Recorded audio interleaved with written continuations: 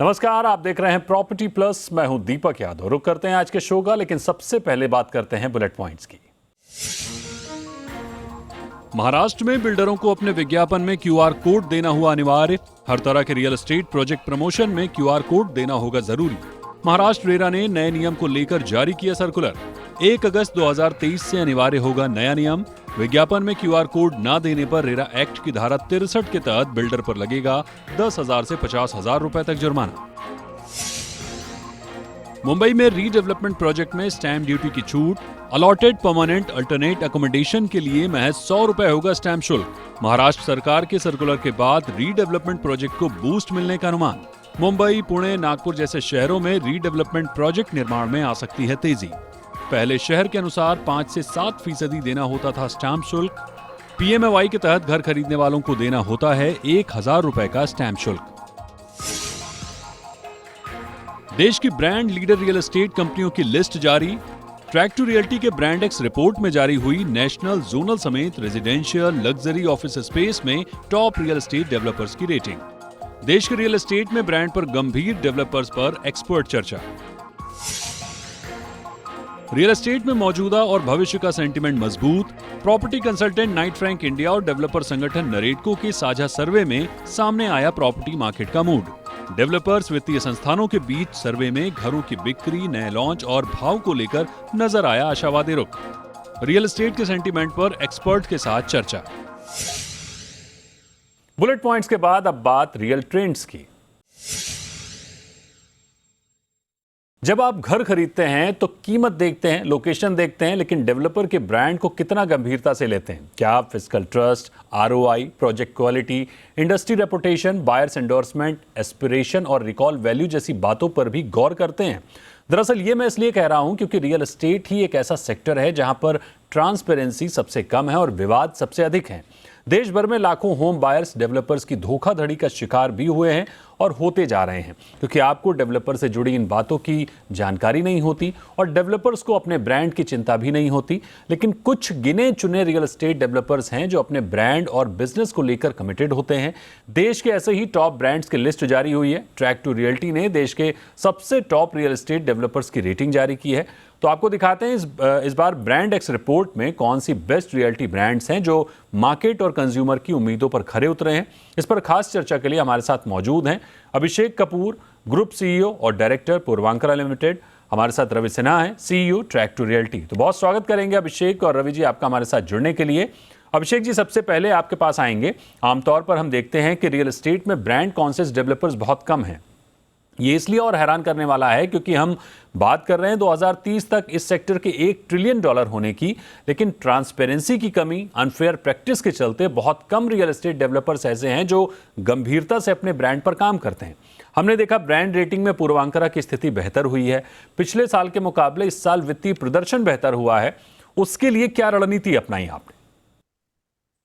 दीपक, शुक्रिया शो पे इनवाइट करने के लिए। देखिए, जो हमारी रणनीति है इस साल की, और वो पिछले 3-4 सालों से हम उस स्ट्रैटेजी को के ऊपर काम कर रहे हैं, वो बेसिकली फोकस्ड है कि हम जितना हमारे पास जो लैंड बैंक है, जो हम ऑलरेडी परचेज कर चुके हैं, जो हमारे बैलेंस शीट पे है, उसको हम पहले मोनेटाइज करना शुरू करें और उसके ऊपर उसको लॉन्च करें। तो जो स्पीड है हमारी लॉन्च की और जो प्रोजेक्ट की, वो हमने इम्प्रूव किया है और काफ़ी इम्प्रूव किया। अगर आप हमारा सेल्स का नंबर देखें, तो फर्स्ट क्वार्टर ये फाइनेंशियल ईयर का हमारा सेल्स का नंबर 1126 करोड़ का है, जो कि 119% हायर है सेम क्वार्टर लास्ट ईयर से। हमारा जो ब्रांड का थीसिस है, वो कस्टमर को लेकर के, कस्टमर को सेंटर में लेकर के वो बना है। तो ये तीनों चीज़ों को लेकर के एक रिस्पेक्ट आ रही है, और रिस्पेक्ट आ रही है हमारे ब्रांड के लिए मार्केट में, जिसकी वजह से एक ब्रांड का परसेप्शन इंप्रूव हो रहा है। क्योंकि हम लोग एक लॉन्ग टर्म बिजनेस में हैं और हमें ये लगता है कि अगले 5 सालों में हम इस डायरेक्शन में काफ़ी मेहनत करनी पड़ेगी और आगे बढ़ने के। बिल्कुल, अगले 5 साल का विजन लेकर आप चल रहे हैं ब्रांड को और बेहतर बनाने के लिए। रवि जी, बड़ा ही ट्रिकी और अलग तरह का काम है किसी ब्रांड को रेटिंग देना, वो भी तब जब बड़े स्तर पर सेक्टर में अनफेयर प्रैक्टिस हो। सबसे पहले तो ये बताइए कि मेथोडोलॉजी क्या है? हम बहुत क्लियर थे पहले दिन से कि हम एक ऐसा क्वालिटेटिव सर्वे करेंगे जो आपके फिस्कल परफॉर्मेंस को बेंचमार्क नहीं बनाएगा। आप हमारे लिए आपका जो फिस्कल परफॉर्मेंस है वो बायर के कंफर्ट लेवल के लिए है कि ये डेवलपर फिस्कल वजहों से डिफॉल्ट नहीं करेगा। अब उसमें मैं दो चीज बता देता हूं, चूंकि हमारा सर्वे बहुत हेट्रोजेनस होता है और ये संभव नहीं है कि हम हर डेवलपर के इक्वल नंबर ऑफ बायर से बात करें, तो हम अपनी मेथोडोलॉजी कुछ ऐसे रखते हैं कि सपोज हमने एक बायर से बात किया जिसने डेवलपर ए से घर खरीदा है, तो हमने उससे पूछा कि अच्छा, घर खरीदने के पहले आपने शॉर्टलिस्ट किया होगा 4 या 5 प्रोजेक्ट, तो आपने इसी से क्यों खरीदा? अगर बायर ये कहता है कि मैंने ए डेवलपर से इसीलिए खरीदा है क्योंकि ये सबसे ज्यादा प्राइस कॉम्पिटिटिव था, लेकिन मेरा एस्पिरेशन था कि मैं डेवलपर बी से खरीदूं, लेकिन मैं उसके प्राइस पॉइंट की वजह से नहीं खरीद पाया, नाउ ऐसे में मैं आपके डेवलपर ए को सिर्फ वैल्यू फॉर मनी का स्कोर दूंगा, लेकिन एस्पिरेशन लेवल का स्कोर डेवलपर बी को दूंगा। तो ये हमने ऐसी मेथोडोलॉजी डेवलप की है कि हम बायर का जो कंज्यूमर साइकोग्राफ कहते हैं, हम पूरा कंज्यूमर साइकोग्राफ पढ़ते हैं और last but not the least हम 2 सवाल जरूर पूछते हैं। क्या आप सेम डेवलपर से फ्यूचर में घर खरीदेंगे? क्या आप अपने फ्रेंड एंड फैमिली को उस डेवलपर के पास रेफर करेंगे? अगर ये 2 चीजों का जवाब पॉजिटिव है तब आपका ब्रांड रेप्यूटेड है। ठीक बात है, रियल एस्टेट में कोई रेफर तभी करता है जब उसका खुद का अनुभव बेहतर हो। अभिषेक जी, आपके ब्रांड को देखते हुए मूविंग फॉरवर्ड चैलेंजेस क्या देख रहे हैं आप? जी दीपक, ये बहुत अच्छा सवाल है। देखिए, सबसे बड़ा जो चैलेंज होता है किसी भी ब्रांड के लिए, अभी रवि जी ने बात की ट्रांसपेरेंसी की, तो जैसे हमारी ब्रांड का रेपुटेशन मार्केट में ऐसा है ट्रांसपेरेंसी को लेकर के कि हम बहुत ही हाई रेटिंग पे हैं ट्रांसपेरेंसी और गवर्नेंस को लेकर के, इंफॉर्मेशन को लेकर के। जितनी इंफॉर्मेशन हम एज ए डेवलपर डिस्क्लोज करते हैं, ये मार्केट में जनरल परसेप्शन है कि कोई डेवलपर इतनी इंफॉर्मेशन नहीं डिस्क्लोज करता है। लेकिन खाली उससे ट्रस्ट नहीं आता है। ट्रस्ट आज की डेट में जो नई कंज्यूमर है, जो नया कंज्यूमर है, कस्टमर है, उसको आज देखना है, उसको आज समझना है कि आज ब्रांड या आज वो ऑर्गेनाइजेशन कैसे बिहेव कर रही है। तो उसको लेकर के कल्चरल चेंज जो होता है, क्योंकि एम्प्लॉइज के अंदर भी एक चर्न होता है, आप अलग अलग डेवलपर्स के पास काम करके आते हैं, अलग अलग कल्चरल बैकग्राउंड से आते हैं, तो जो कल्चरल ट्रांसफॉर्मेशन होता है एम्प्लॉय का, वो सबसे बड़ा चैलेंज होता है। तो हमारा फोकस उस पे है कि हम इस कल्चर को, जैसे अगर आप एग्जाम्पल में लूंगा टाटा का, आप अगर किसी भी टाटा ऑर्गेनाइजेशन में जाइए, उनका एक एक सेंट्रल कल्चर है, एक सेंट्रल फिलॉसफी है। उस तरह का जो कल्चर और फिलॉसफी को बिल्ड करना होता है, वो सबसे मेन फोकस होता है लीडरशिप और मैनेजमेंट का। तो हमारा फोकस उस डायरेक्शन में, और उसी चैलेंज को हम पूरी तरह से फेस कर रहे हैं आज। रवि जी, आपसे जानना चाहेंगे कि आप ब्रांड रेटिंग कर रहे हैं, वैसे तो काफी कुछ बदलाव होता हुआ दिखा है। रेरा और जीएसटी आने के बाद से तमाम भ्रष्ट बिल्डर भी सरकारी एजेंसियों की रडार पर हैं, एक्शन होता हुआ भी दिख रहा है। ऐसे में गिनती के बिल्डर हैं जिनकी कार्यप्रणाली काफी हद तक साफ सुथरी दिखती है। चैलेंजेस क्या है बेसिकली? सबसे बड़ा चैलेंज ये है कि चूंकि ऐसी कोई स्टडी इंडियन रियल एस्टेट में पहले नहीं होती रही है, और दूसरा कि रियल एस्टेट में एक अवार्ड देने का कल्चर रहा है कि आप अब अवार्ड एक प्राइस टैग के साथ लेते रहे हैं, तो जो डेवलपर्स टॉप रैंक नहीं होते हैं उनके लिए ये एक्सेप्ट करना बहुत मुश्किल होता है कि वो टॉप 5 प्लेयर में नहीं है या टॉप 10 प्लेयर में नहीं है। मेरी डेवलपर से बात होती है, वो इस बात को एक्सेप्ट नहीं करते हैं कि मैं टॉप ब्रांड नहीं हूं। मैं कहता हूं आप और कुछ मत करो, आप अपने कंपनी के फेसबुक पेज पे जाकर, सोशल मीडिया पेज पर जाकर देख लो कितना कंज्यूमर बैकलैश है आपका। तो सबसे बड़ा जो हमारे लिए over the last 11 years challenge रहा है कि डेवलपर्स इस चीज को रिजेक्ट कर देंगे अगर वो टॉप ब्रांड्स में नहीं आ रहे हैं। जो डेवलपर टॉप ब्रांड्स में भी हैं, वहां पे भी एक प्रॉब्लम ये आती है कि हम नंबर 7 कैसे हो सकते हैं, हम तो नंबर टॉप 3 में होने चाहिए। तो ये जो प्राइवेटली वो उस रिपोर्ट को, और मैं ये अपने पर्सनल एक्सपीरियंस से कह रहा हूं कि प्राइवेटली बहुत सारे डेवलपर्स हैं जो इस रिपोर्ट में अपनी रैंकिंग को बोस्ट ऑफ करते हैं। आप अपने लेंडर्स को, अपने फाइनेंशियल इंस्टीट्यूशंस को दिखाते हैं, लेकिन जब हमारे से बात होती है तो वो एक क्रिविंग बना रहता है कि आपने हमारे को इतना नीचे क्यों रेट किया है। अभिषेक जी, ये बात किसी से छिपी नहीं है कि इंडियन रियल एस्टेट में ट्रांसपेरेंसी डाटा की भारी कमी है। रेरा कहता है कि हर 3 महीने में अपने प्रोजेक्ट की प्रोग्रेस रिपोर्ट अपडेट करें।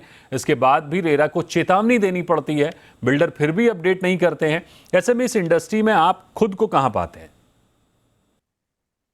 दीपक, आप देखें, हमारा शुरू से एक फंडामेंटल वैल्यू सिस्टम में ट्रांसपेरेंसी और गवर्नेंस को लेकर के बहुत ही गहरा विश्वास रहा है, और उसको एक प्रिंसिपल लेकर के ये इस ऑर्गेनाइजेशन ने अपना ट्रस्ट और ब्रांड वैल्यू क्रिएट किया है। और आज हमारा गोल और ऑब्जेक्टिव ये है कि हम इसको कैसे नेक्स्ट लेवल पे ले जा सकें।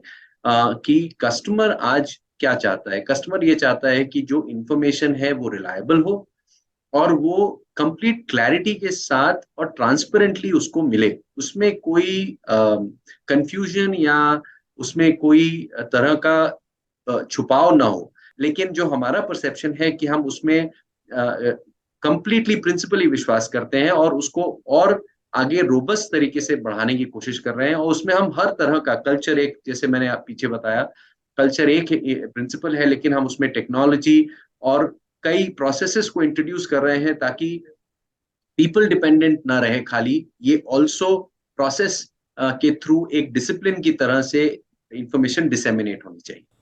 एक अंतिम सवाल रवि जी आपसे होगा, 11 साल से ब्रांड रेटिंग आप कर रहे हैं, ट्रांसपेरेंसी को लेकर डेवलपर्स, लोकल अथॉरिटी, रेरा अपने अपने दावे करते रहे हैं, लेकिन ओवरऑल बीते एक दशक में ब्रांड को लेकर कितना बदलाव हुआ है रियल एस्टेट में?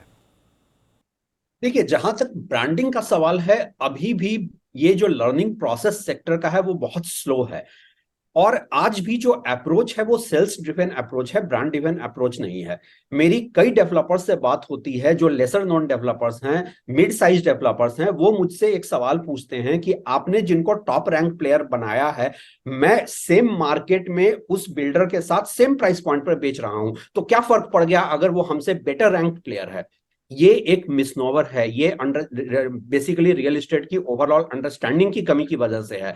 हमसे कई फाइनेंशियल इंस्टीट्यूशंस जब हमसे डाटा मांगती हैं और हम वो शेयर करते हैं, कई बार उनके लिए आई ओपनिंग होता है कि जिस प्लेयर को उन्होंने साइज में बहुत कम रखा था, वो देख रहे हैं कि उस प्लेयर का performance in terms of buyer satisfaction बहुत हाई है। और मेरे पास ऐसे एक नहीं, मल्टीपल एग्जांपल्स हैं जहां फाइनेंशियल इंस्टीट्यूशंस को हमने जब डाटा शेयर किया है, तो उन्होंने एक बड़े साइज के प्लेयर के मुकाबले ज्यादा बेटर मिड साइज और रेप्यूटेड डेवलपर को फंडिंग दी है। ठीक है, ओवरऑल अगर ब्रांड की गंभीरता को देखने की कोशिश करें तो ये अच्छा है कि डेवलपर्स अब अपने ब्रांड को बेहतर बनाने की कोशिश कर रहे हैं, लेकिन कभी कभी रियल एस्टेट में कुछ ऐसी घटनाएं हो जाती हैं जो विश्वास को बुरी तरह से हिलाकर रख देती हैं। एक नहीं, तमाम घटनाएं हैं, खैर उन पर फिर कभी बात हो सकेगी। लेकिन सच बात यह है कि रेरा ने, टैक्स सिस्टम ने, सरकार की सख्ती ने डेवलपर्स को काफ़ी हद तक सही रास्ते पर आने के लिए मजबूर कर दिया है, लेकिन अभी भी बहुत कुछ बेहतर होने की ज़रूरत है। रवि जी, अभिषेक जी, आपका बहुत शुक्रिया हमारे साथ जुड़ने के लिए। रुकेंगे एक छोटे से ब्रेक के लिए, आगे देखेंगे रियल एस्टेट का सेंटिमेंट क्या कहता है।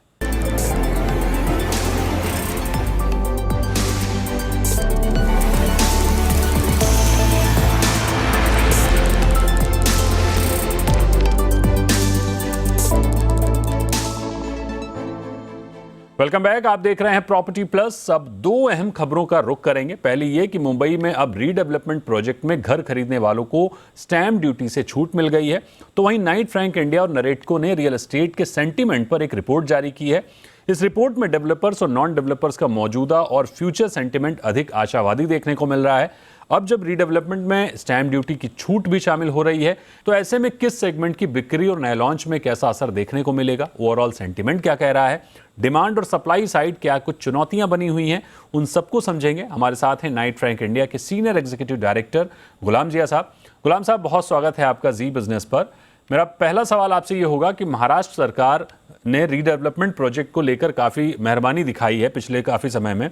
डेवलपर साइड पहले से तमाम तरह के इंसेंटिव्स हैं, अब कंज्यूमर साइड स्टैंप ड्यूटी की छूट दे दी गई है। ऐसे में रीडेवलपमेंट प्रोजेक्ट में किस तरह का मोमेंटम देख रहे हैं आप? देखिए, रीडेवलपमेंट प्रोजेक्ट्स जो हैं ये काफी समय से मुख्तलिफ उलझनों से जूझते चले आ रहे हैं। और ये पिछले कम से कम 5 या 6 सालों से इस पर काफी फोकस किया गया है। काफी सारी नई स्कीम्स वगैरह सामने आई हैं, लेकिन इसके बावजूद भी रीडेवलपमेंट प्रोजेक्ट्स में कोई खास इंटरेस्ट अभी तक डेवलपर्स की तरफ से आता हुआ नहीं दिख पा रहा है। और इस सब के चलते शुरुआत ही में रीडेवलपमेंट के प्रोजेक्ट्स को बड़ी असुविधाओं से गुजरना पड़ता है। तो ये जो स्कीम आज जिसकी हम बात कर रहे हैं, स्टैम्प ड्यूटी में जो इन्होंने मुकम्मल तौर पे छूट दे दी, ये कम से कम 5% आसानी उन लोगों के लिए जरूर पैदा करेगी जो अपनी पुरानी इमारतों को रीडेवलपमेंट के लिए आगे बढ़ाना चाहते हैं। तो मेरे ख्याल से तो ये बहुत अच्छा कदम है।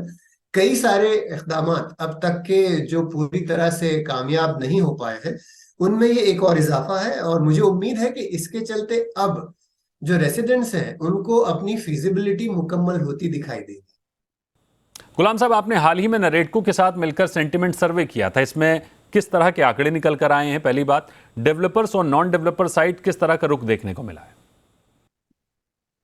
ये जो हमारा सर्वे होता है, ये हर क्वार्टर, हर 3 माही में होता है, जिसमें हम सप्लाई साइड को ही कवर करते हैं, जैसे कि डेवलपर्स, फंड्स, बैंक्स और इस तरह के लोगों को। इसमें कंज्यूमर सेंटिमेंट हम इंक्लूड नहीं करते।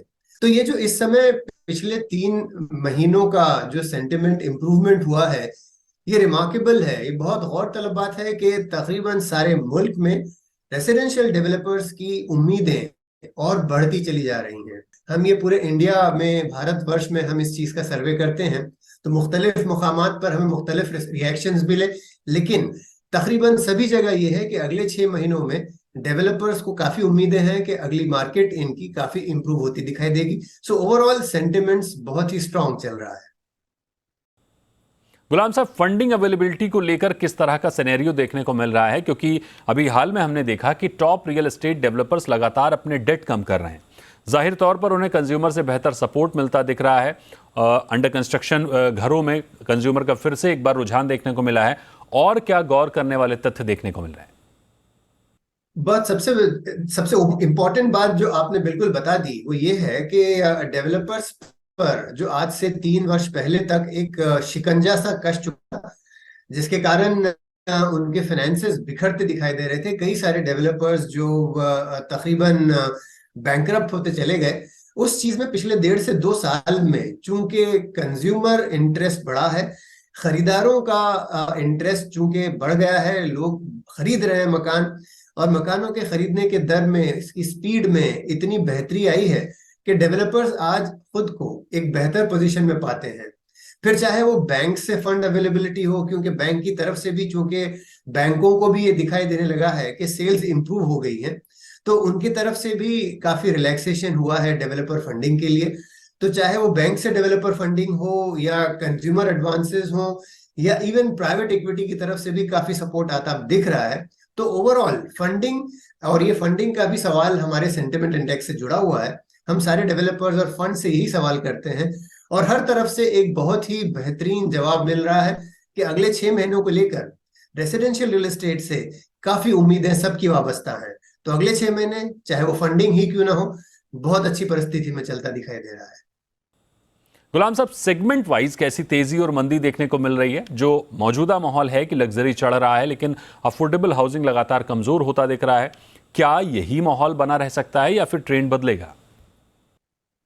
आपने बिल्कुल सही कहा कि जो अगर हम सेगमेंट वाइज अगर एनालिसिस करें, इस चीज पर गौर करें, तो जो चीज सामने आती है वो ये कि अफोर्डेबल हाउसिंग जो कई वर्षों से रियल एस्टेट के लिए एक बहुत ही इंपॉर्टेंट हिस्सा बना रहा है, एक बैकबोन बना रहा है, ये पिछले कम से कम साल 1.5 साल में काफी हद तक कमजोर पड़ता दिखाई दे रहा है ना। दूसरी तरफ मिड टू हाई एंड वाले अपार्टमेंट काफी तेजी से बिक रहे हैं, जिसके कारण काफी हद तक जो गैप क्रिएट हुआ है अफोर्डेबल हाउसिंग के कारण, उसको ये 2 मिड टू अपर एंड वाले सेगमेंट्स फिल अप करते दिखाई दे रहे हैं। लेकिन इसके बावजूद भी आगे चलते हुए यही चीज ज्यादा समय तक बरकरार नहीं रह सकती। तो हम अगर ये समझें कि अगले कुछ वक्तों में इंटरेस्ट के दरों में अगर कुछ कमी आती दिखाई दे, तो वही एक वाहिद तरीका है अफोर्डेबल हाउसिंग को दोबारा अपने पैरों पर खड़ा करने का, वरना इसके बिखरने से ओवरऑल रियल एस्टेट और हाउसिंग को भी इंपैक्ट पड़ता हुआ आगे दिखाई दे रहा है। बिल्कुल सर, अगर हम ओवरऑल देखने की कोशिश करें तो रीडेवलपमेंट प्रोजेक्ट में पहले से कई इंसेंटिव्स हैं, स्टैम्प ड्यूटी छूट समेत कई राहतें हैं, लेकिन फिर भी लंबे समय से रीडेवलपमेंट प्रोजेक्ट में तेजी नहीं आ पा रही है। लेकिन हाँ, स्टैम्प ड्यूटी छूट से इसमें ग्रोथ दिख सकती है। दूसरी बात, अगले 6 महीने में रियल एस्टेट का सेंटिमेंट काफ़ी बेहतर दिख रहा है। प्राइस, सेल और भी तमाम एंगल से हर जोन में स्थिति बेहतर होती हुई दिख सकती है। डेवलपर्स में फंडिंग को लेकर हालात बेहतर होते हुए दिखेंगे। जैसा कि आपने बताया कि सेगमेंट वाइज अफोर्डेबल हाउसिंग में जो कमजोरी दिख रही है उसके जारी रहने का अनुमान है, लेकिन मिड से ऊपर के सेगमेंट में तेजी बनी रह सकती है। हाँ, इंटरेस्ट रेट अगर बैंक कम कर देते हैं तो शायद सस्ते घरों की बिक्री में इंप्रूवमेंट देखने को मिल सकता है। बहुत शुक्रिया करेंगे आपका गुलाम सर हमारे साथ जुड़ने के लिए। आज प्रॉपर्टी प्लस में इतना ही। रुकेंगे एक छोटे से ब्रेक के लिए। खबरें जा रही हैं, आप बने रहिए जी बिजनेस पर।